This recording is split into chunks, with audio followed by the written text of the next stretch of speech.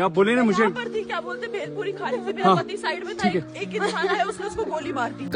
Guys ये उस lady के शब्द हैं जिसके पति को आतंकवादियों ने कश्मीर में गोली मार दी जस्ट बिकॉज कि वो हिंदू थे। यहाँ पर अटैक हुआ आतंकवादियों का, हम लोग बाल बचे हैं।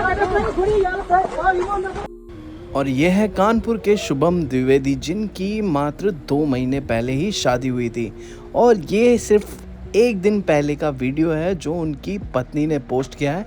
इस वीडियो में वो लोग खुशी के पल जी रहे हैं, ताश खेल रहे हैं। मार दी।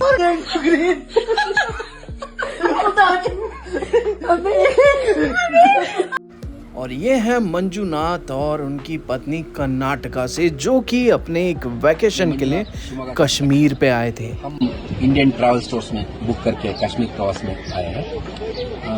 अब हमारा कश्मीर टूर का दूसरा दिन है। कल हम बोट हाउस में ठहरे थे। बोट हाउस तो बहुत अच्छा था। अब हम शिकारा राइड कर रहे हैं। शिकारा राइड कर रहे हैं कश्मीर में। शिकारा राइड करवा रहे हैं मोहम्मद रफीक जी। इन बेचारों को तो ये पता भी नहीं था कि ये हमारी आखिरी रात होने वाली है। और अब सुनिए इनका ऑडियो।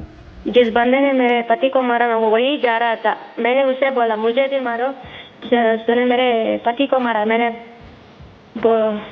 मेरे सन में भी बोला तो उसने हमें नहीं मारा।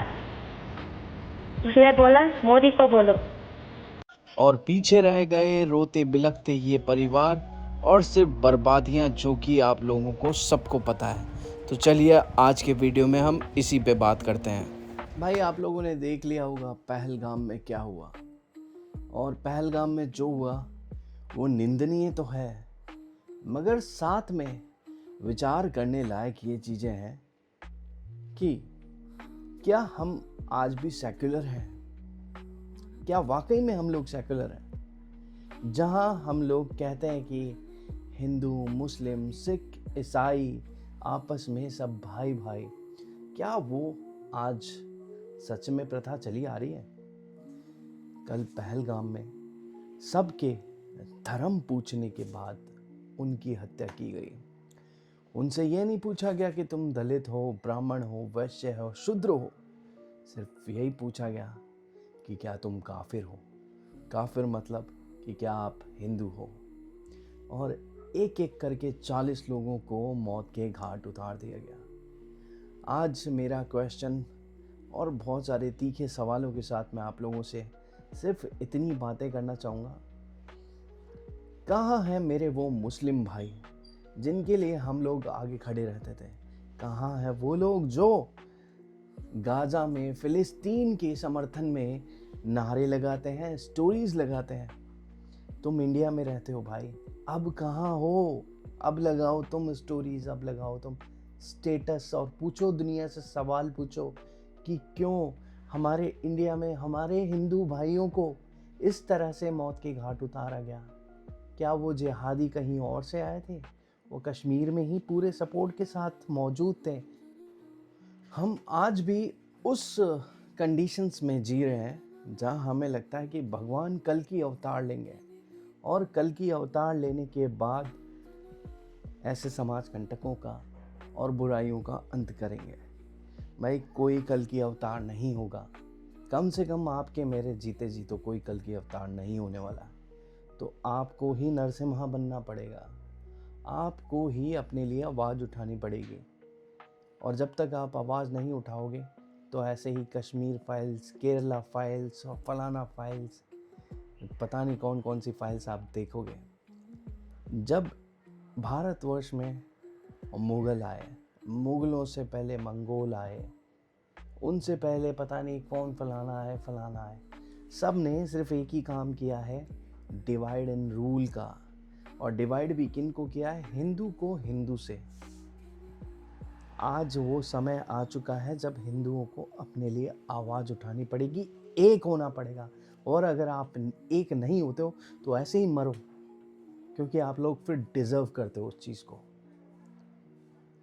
मेरे अंदर तो बहुत रोष है और मेरा रोष मेरे वीडियोस के साथ मैं आप लोगों के साथ शेयर कर रहा हूँ, क्योंकि किसी की माँ, किसी का भाई, किसी का बेटा, किसी का पति मरा है और वो भी उनकी आंखों के सामने, और उनको उस तरह से मारा गया है जैसे कुत्ते की मौत मारा जाता है।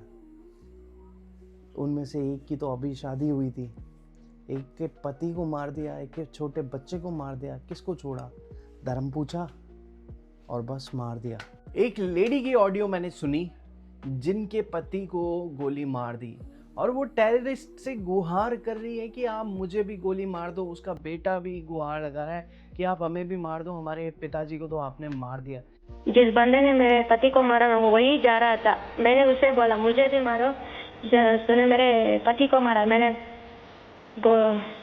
सन में भी बोला तो उसे हमें नहीं मारा। उसने बोला मोदी को बोलो। उसने क्या बोला? उसने बोला नहीं मोदी को बोलो। चला गए वहां से। मोदी को बोलो।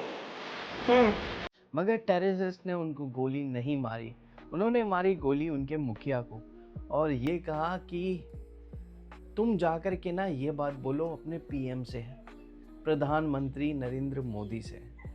इन लोगों की अब इतनी हिम्मत हो चुकी है कि ये घर में घुसकर के आतंकी हमले कर रहे हैं। और देखो बिना सपोर्ट के, कहते हैं ना हर घर में एक विभीषण होता है, तो यहाँ भी कोई ना कोई विभीषण है। अब वो विभीषण कश्मीर के लोग हैं, वो खुद खुलेआम सपोर्ट करते हैं, चाहे वो बुरहान वानी हो या फिर ये टेररिस्ट अटैक हो या इसके जैसे हजारों छोटे मोटे अटैक जो कि भारतीय सेना पर भी होते हैं और जो सैलानी जाते हैं उन पे भी होते हैं। वो लोग, उनका कहना साफ है कि आप लोग मत आओ घूमने, हमें ज़रूरत ही नहीं है। तो मैं कहना चाहूँगा लोगों को कि स्टॉप कर दीजिए आप। हम फंडिंग कर रहे हैं टेररिस्टों को, हम वहाँ जाके ट्रैवल जो कर रहे हैं वहाँ के लोग मुझे नहीं लगता कि डिज़र्व करते हैं। टू बी वेरी फ्रैंक 2024 में मैं जाकर आया हूँ, मेरे साथ इतना मिसबिहेव हुआ है, मैंने उसके वीडियोस भी पोस्ट करे हैं और मुझे नहीं लगता कि कश्मीर डिज़र्व करता है। मैंने बहुत सारे बड़े बड़े इन्फ्लुएंसर्स की स्टोरी में देखा है कि ऑल आइज ऑन फिलिस्तीन, all eyes on Gaza, all eyes on फलाना फलाना फलाना। मगर क्या किसी भी सेलिब्रिटी के, बड़ी सेलिब्रिटी के, आपने कल से अब तक देखा है all eyes on Kashmir, all eyes on Kashmir tourist? नहीं।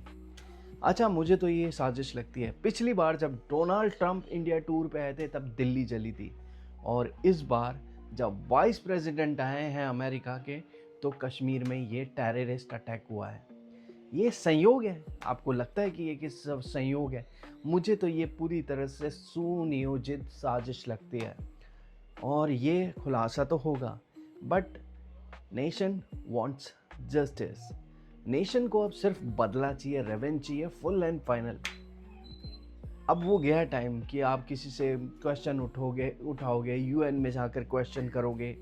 भैया फुल एंड फाइनल जवाब लो और सारे इंडिया को अब एक होना ही पड़ेगा। मिलेंगे आप लोगों से नए वीडियो में और नए अपडेट्स के साथ में। हमारी आंखें हैं इस स्टोरी पे। आप लोग भी इस वीडियो को शेयर कीजिएगा, लोगों तक मेरी इस आवाज़ को पहुंचाइएगा। Bye bye.